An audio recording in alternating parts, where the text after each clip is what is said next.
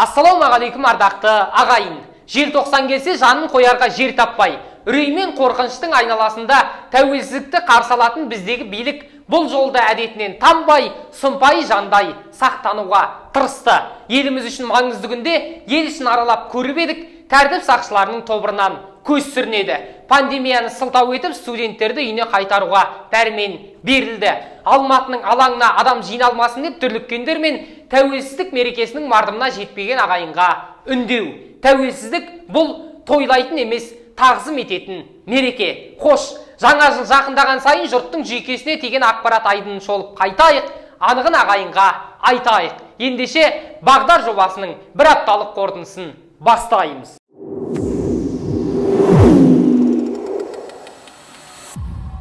Өзегімді өрт қораған қоғамда, өз үйіме, өзім өгей болам ба? Алшаң басып жүре алмаса алталаш, азаттығым, қадіріңде жоқ онда.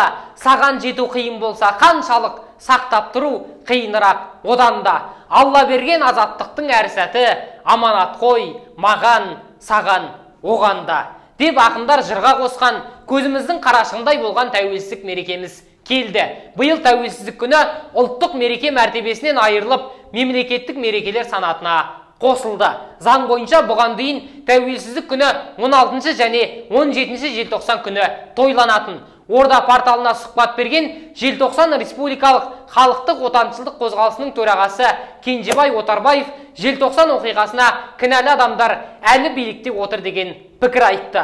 Күні кеше Алматыда болған жағдайлар бұл пікірді растайтын секілді. Алматыда полиция Оян Қазақстанның 2 мүшесін үйінен ұстап әкеткен. Бұл туралы журналист Оян Қазақстан белсендісі Әсем Жәпішева хабарлады. Жалпы ұсталғандар саны жетеуге жеткен. Тәуелсіздік монументіне бара жатқан белсенділерді қылмыскердей құрықтаған тәртіп сақшылары тілшілердің сұрағына жауап беруден бас тартты. Алматыда республика алаңында тәуелсіздік монументінде гүл шоқтарын қою рәсімі өтті. Желтоқсан батырларын еске алу шарасына шамамен 200 шақты адам жиналған. Бұл жиынға менің жаңа жылым бар деген Алматы әкімі Ерболат Досаев та қатысты. Бірақ әкім жұрт алдында жақ ашпаған. Сәтбаев Желтоқсан Назарбаев көшелері қиылысынан ұлттық гвардия жасағы күзетіп тұрғанында көңілге күдік ұялатады. Ал біз ел үшін басын бәйгеге тігіп, көзсіз ерліктің үлгісін көрсеткен боздақтарға тағзым етеміз. Тәуелсіздігіміз тұғырлы һәм баянды болғай.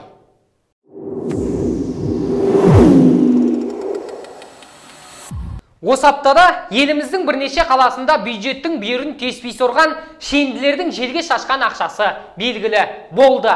Ұлыс медиа кезет тілшілері жергілікті әкімдіктердің 2023 жылғы жиынға қанша қаражат бөлуге дайын екенін анықтады.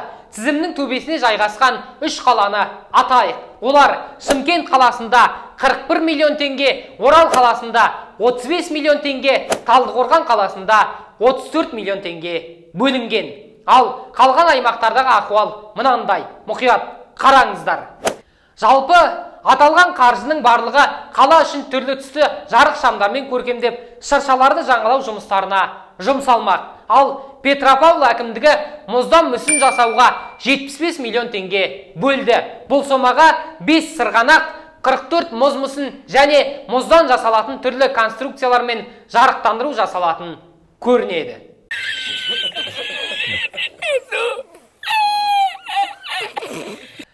Қаржыны айтқаннан біздің қалтамыз қалыңдап кетпейді ағайын. Тек сіздер анығын білсін дедік. Біз тілейтін бір ғана тілек бар. 2023-те ел іргесі бекіп, басшылар бюджетті тойлауға емес, бұқараның жағдайын ойлауға бағыттайды деп сенейік. Жаңа жылда жақсылап тойлаңыздар, миллиондаған ақшаға жаңалаған шыршаларға адам бармай қалып, масқара болып жүрмейік.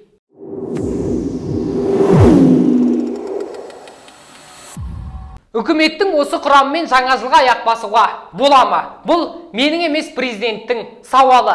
Смайыловқа шынайы жауап бер деген мемлекет басшысы үкімет іштен және сырттан болатын барлық экономикалық қауіп-қатерлерге қарсы тұра алама деп сұрады. Смайылов екібастұз есіне түсіп, сағат санап өсетін азық-түлік бағасы туралы ойлағанда ұялған шығар, қалай жауап берді дейсіздер ғой ағайын? Айтайық. Мен премьер-министр ретінде президент жүктеген міндеттерді орындауға әрі тиімді шешуге бар күшімді саламын және жауапкершілікті өз мойныма аламын деп көсілді Смайылов. Я просто похлопаю. Таза ашуын тырнадан алады демекші, бұл сөзден кейін Смайылов министрлердің жағасына жармасты. Үкімет басшысы қарамағындағыларды жиып алып, қолымнан келмейді, шешім қабылдай алмаймын деген әріптестеріміз қазірден орын босатсын деп талап қойды.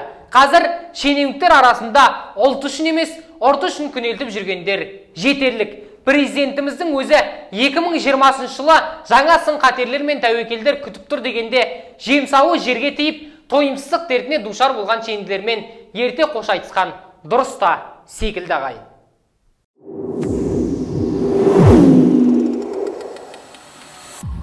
Осы аптада Қасым-Жомарт Тоқаев инфляция соңғы 14 жылда болмаған деңгейге жеткенін айтты. Президент 11 айда экономиканың өсімі 4,6%-дан 2,7%-ға дейін төмендеген. Мұндай ахуал жұрттың табысына және әл-ауқатына кері әсерін тигізіп отыр деп үкімет басшысын бір сыбап алды. Мемлекет басшысының сөзін Қазақстан Республикасы ұлттық банкінің төрағасы Ғалымжан Пірматов та қостады. Ол жыл соңына қарай инфляция 21-22%-ға дейін көтерілетінін айтты. Азық-түлік тауарларының бағасы 21,4%-ға дейін көтеріліп, ең үлкен үлес болып қала береді. Азық-түлікке жатпайтын инфляция 18,6%-ке жетсе, ақылы қызмет көрсету бағасы 14,1%-ға өсті деді Пірматов. Төрағаның пікірінің турасында инфляцияның республикалық деңгейден жоғары өсуі Маңғыстау, Ақмола, Ұлытау, Қарағанды облыстарында және Астана қаласында тіркелген. Биыл шілде-қыркүйек айында кедей отбасылар үлесі 5,3% болған. Яғни олардың табысы ең төменгі күнкөріс деңгейінен 46 мың теңгеден де аз. Түркістан облысы кедейлік бойынша көш бастап тұр. Ондағы отбасылардың 9,1%-ы кедей. Маңғыстау өңірі мен Шымкентте кедейлік шегі 8,8%. Бұл туралы ұлттық статистика бюросы хабарлады. Тяжело. Қазақстандағы әлеуметтік жағдайдың әлсіздігін әлем жұртшылығы да біліп отыр. Ресейлік РИА Новости порталының тілшілері жалақысының басым бөлігін азық-түлікке жұмсайтын елдердің рейтингін жасақтаған. 39 мемлекетті салыстырған зерттеуде Қазақстан көш бастап тұр. Біздің бұқара табысының жартысынан көбін, яғни 53%-ын тамақ алуға жаратады. Қазба байлықтың үстінде отырған мемлекет халқының осындай жағдайға түсуіне не себеп? Тәңірдің қазаққа тартуын қалталарының қамына бағыттаған басшылардың кесірінен халықтың талғажау етер тарсы жоқ. Құдайға құлшылық етуден басқа амал қалмаған секілді.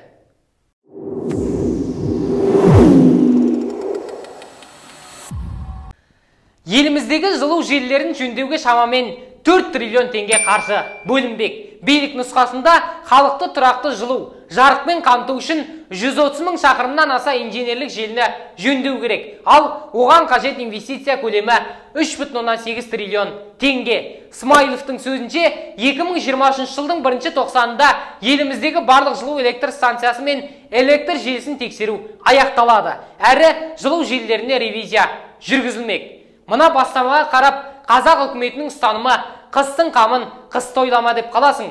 30 жылғы қомағай бейқам жүйенің салдары аты жаңа, заты ескі бүгінгі билік үшін заңсыз баю көзіне айналмасын деп тілейік.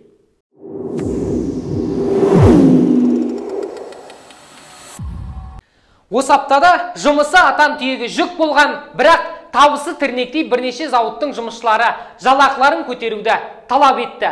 Нақтырақ айтсақ, Маңғыстаудағы солтүстік Қаражанбас кен орнында жұмыс істейтін Фисктейч компаниясының жұмысшылары наразылыққа шықты. Олар жалақыны 100% көбейтуді, оған қоса жұмысшылар талабы ескерілген ұжымдық шарт қабылдауды сұраған. Олардың қазіргі жалақысы 112 мен 180 мың теңге аралығында. Ал компания заңгері наразылыққа шыққан мұнайшылар орташа 200-230 мың теңге алатын, дәл қазіргі уақытта мекеме жалақыны 100%-ға көтере алмайтынын жеткізген. Верить в наше время нельзя никому, порой даже самому себе. Мне можно. Дәл осындай жағдай Таразда да орын алды.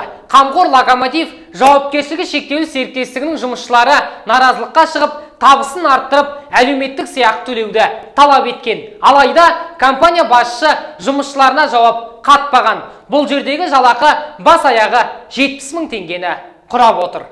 Кәсіпорын басшылығы мен келіссөздер нәтижесінде қандай шешім қабылданатынын міндетті түрде хабарлаймыз. Әзірге бұл мәселемен айналысып жатырмыз деп қайырды Жамбыл облысы әкімінің орынбасары Қанатбек Мәдібек. Есімім Данияр. Умирбаев Данияр Мадиярович. Мына жерде істеп жатқанымызға алды 40 жыл. Ортасы 30, 20-15 жыл. Бұл жердегі негізге жиналған халық, бұрыннан істеп жатқан халықтар, жігіттер. Жұмысшылар, слесарь, токар, мехоборудование жаңағы техникалық қызмет көрсету нөмір 8-ші нерде. Оның ар жағында 6-шы. Миллиардтық компаниялардың жұмысшылары 70 мың айлық алса, қалғандарының табысын сұраудың өзі ақылға қонымсыз болар сірә. Бірақ шетелдік кәсіпкерлерді бұлай шірентіп қоюға болмайды. Жергілікті жердегі шенділер текетіресті бұқараның пайдасына шешіп береді деп сенейік.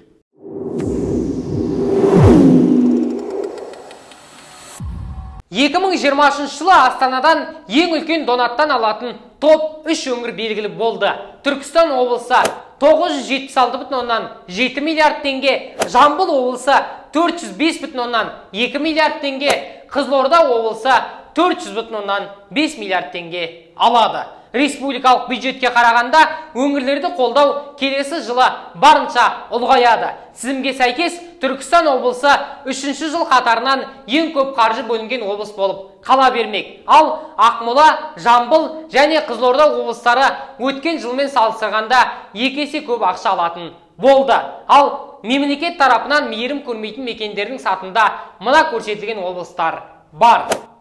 Бөлінген қаржы бөлінген жерге жетіп, жемқорлықсыз жүзеге асады деп тілейік. Өйткені дүние көрсе, дүйім елді ұмытып кететін шенділерді дұғамен ғана тоқтатуға болатын секілді.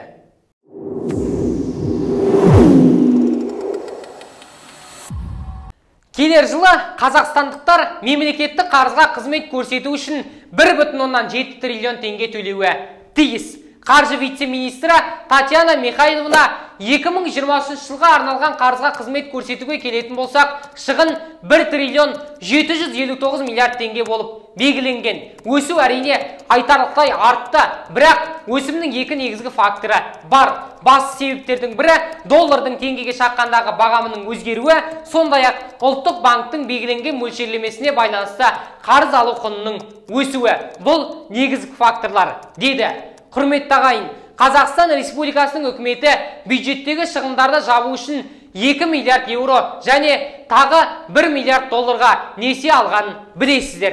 Мәселен, Алматы мен Астананың 2022 жылға арналған жылдық бюджеті 1,5 триллион теңгені құрады. Яғни, біз республикалық қарызға қызмет көрсетуге жұмсайтын ақшаға еліміздің 2 ірі мегаполисі 1 жыл бойы өмір сүре алады деген сөз.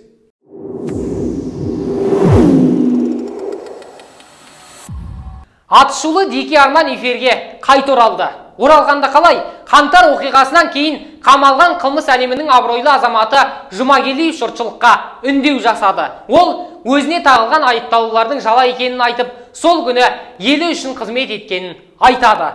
Толығырақ бейнежазбадан көріңіздер. Ассаляму алейкум рахматуллахи баракатух. Хочу сказать всем тем, кто обливает меня грязью, говорят, что в 2005 году я побил оппозицию, что я Назарбаевский проект, что я КМВ проект. Запомните, в 2005 году я вышел не против оппозиции, а вышел против Джармахана Тюяхпаева, которого выдвинули в кандидатуру в президенты.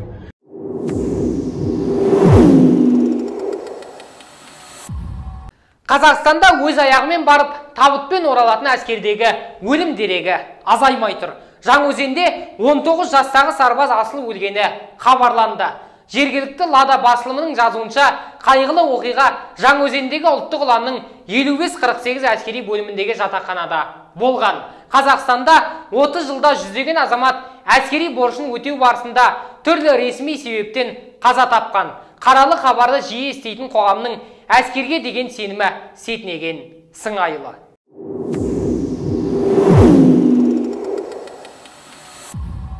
Ескі Қазақстанда заңды белшесінен басып, қапқанын шетелдің банктерінде бұғаттап қойған жемқорлардың қаржысын Қазақстанға қайтару қарқынды жүріп жатыр.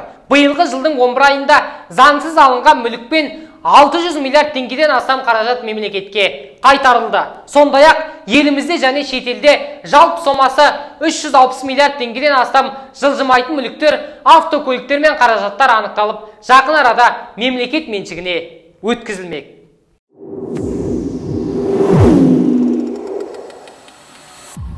Төре тұрып төре берген, қожа тұрып қол берген қазақ елі. Осымен Бағдардың апталық шолуы тәмам. Ағайын анығын білсін десеңіздер, осы бейне жазбаны таратыңыздар, каналға жазылыңыздар, қоңыраушаны басыңыздар. Жақсылық Зейнешев, жақсылықта жолыққанша ағайын.